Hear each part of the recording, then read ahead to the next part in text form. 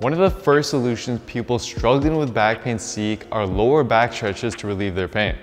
But the truth is, many of these stretches are just short-term fixes that actually end up doing more harm than good, and are the opposite of what people should be doing to adapt changes that permanently eliminate their back pain. For example, common stretches like toe touches, pulling your knees to your chest, and other similar stretches, they trigger what's called a stretch reflex, which is a neurological phenomenon that temporarily reduces pain sensitivity. Meaning that after you perform these stretches, you'll often experience about 15 to 20 minutes of pain relief, which many would obviously perceive as beneficial. But the problem is that in putting your spine in these flex positions, you end up re-aggravating your discs, and after you've experienced temporary relief, the pain will return much often worse than before, which just creates a vicious cycle of thinking that these stretches are doing good and are the only solution for relief, yet in reality are just contributing to the pain. The key is to break this cycle. If those stretches cured you, then you wouldn't be watching this video. So instead of focusing your energy on stretches that bend the spine, focus your effort on movements and stretches for other parts of the body that can actually aid you on your road to being pain-free rather than make the pain worse. And within this video, with the help of Dr. Stuart McGill, one of the most respected, experienced, and knowledgeable experts in the world on treating back pain, we'll share 4 such moves that can help do just that. So to just start out our mobilizing routine, what would be the first move that you'd recommend? Well, based on the findings of our research where we assessed the stresses in the spinal discs, we found the cat and camel was the very best way to reduce the friction in the spine and prepare the person to move. The position for beginning the cat-camel is on all fours. Knees are under the hips, hands are over the shoulders.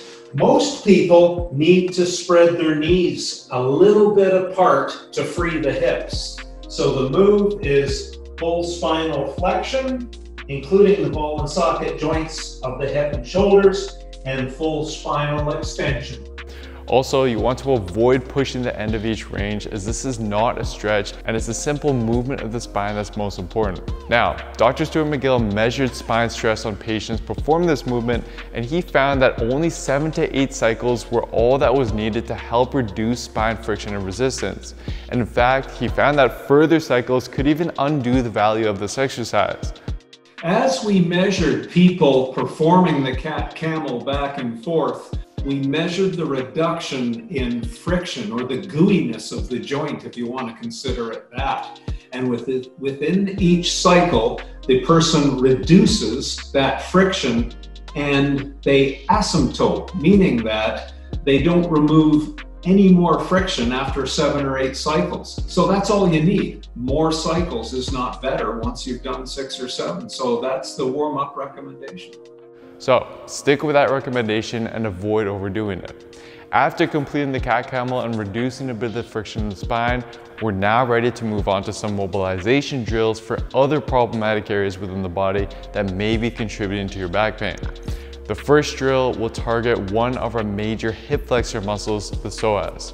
Although this muscle is already pretty tight in most individuals due to prolonged sitting, which puts this muscle in a shortened position, much of Dr. McGill's EMG research showed that back pain actually tends to tighten this muscle even further, which is problematic because, as you can see here, the psoas attaches to the lumbar spine.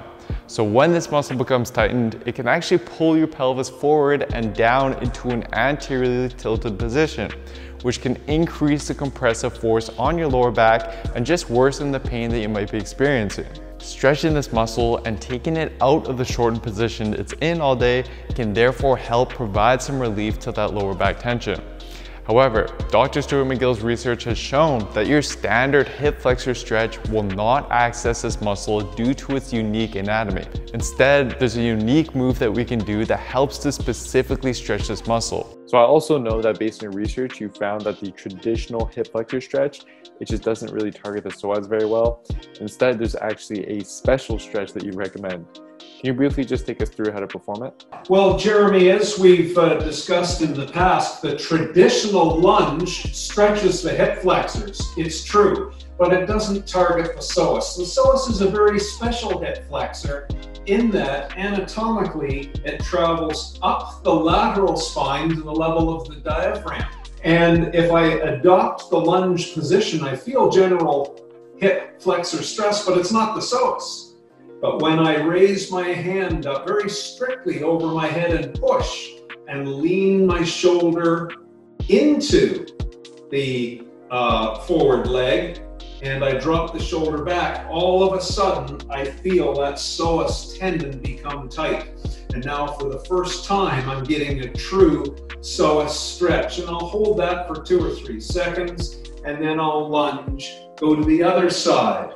I can feel the softness in the tendon, push my arm up with effort, very strictly, drop the shoulder back, and now I can really feel the psoas stretch for the first time. And I will go through 6 cycles per side and really enjoy the newfound mobility. Next, we want to move on to a drill that will help us further mobilize and open up the hips while strengthening some of the important hip muscles that tend to be weak and inhibited in those experiencing back pain.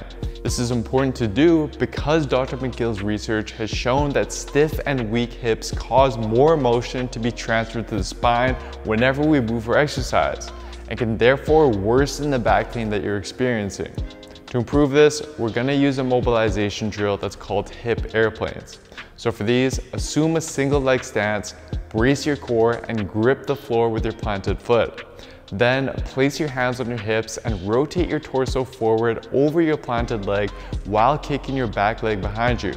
You want to keep the back leg completely straight and your planted leg knee in a slightly bent position. Next, rotate your hips in towards your planted leg and then transition to rotating it away from your planted leg. A cue that may help out is to think about simply moving your belly button towards your planted leg and then away to the side. You want to rotate only as far in and out as you're capable of doing at the moment and build upon this range of motion over time as you improve. And you want the movement to come from your hips as opposed to simply twisting your upper body, so just be mindful of that. And aim for a total of 3 sets of 3 controlled reps with the movement. If needed, you can hold on to something for balance initially to get more familiar with the movement, but eventually the goal is to progress this to the full hip airplanes with the arms spread out straight to the sides in order to add another dimension of difficulty to the movement. So the last move is going to help with the daily upkeep of your back. Most of us sit for quite a bit throughout the day, and all of this sitting, especially when done in a poor posture, creates a lot of built-up stress on the discs in our back.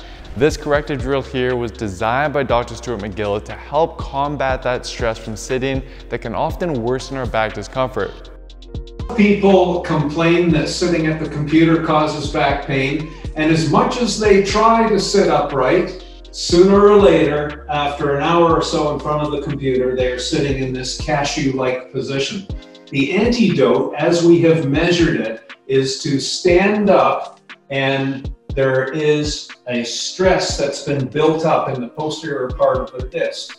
Simply stand, put the hands behind the back and relax, and now we're going to measurably and progressively dispel that stress. Putting the hands over the head and just allowing that to dissipate some of the posterior stress in the disc, and then put the hands as far back as possible, comfortably possible, and then fully and deeply inhale. Jacking the diaphragm up off the pelvic floor into full gentle extension, and then putting the arms down. And if we were to remeasure the stress that they had built up in their discs, it would be measurably dispelled. By breaking up every 20 to 30 minutes of prolonged sitting with this drill, you'll be able to prevent an excessive buildup of stress on your lower back and will be better able to prepare your back for each period of sitting. So, as a summary, if you're experiencing back pain, then try to replace the bad stretches that do more harm than good with these moves instead, and do them regularly. Ideally, you want to do these daily or even multiple times a day just to break up your sitting if you're quite sedentary and you sit throughout the day. If this helps alleviate your pain and discomfort, then that's a sign that you're on the right track, and it's an indication that you'll want to continue performing these stretches. At the same time though, just keep in mind that back pain is specific to you and your situation, and there isn't a general fix for everyone. Luckily, Dr. Stuart McGill has created a book, Back Mechanic, that guides you through a self-assessment and then teaches you a solution matched to your specific pain. I personally read through it and I would highly recommend it. One side of the pain here also has other books that can help you then focus more on performance, and I'll just leave the links to his books in the description box down below. And for those of you who are looking for a complete step-by-step program that uses science to show you how to properly train and eat week after week to transform your body in the most efficient way possible, then simply head on over to builtwithscience.com to take our analysis quiz that'll determine which of our programs is best for you and your specific body. Anyways, that is it for today, guys. Huge thank you to Dr. Stuart McGill for his help with this video. I hope you all enjoyed it, and don't forget to show your support by giving the video a like and hitting that subscribe button. I'll see you next time.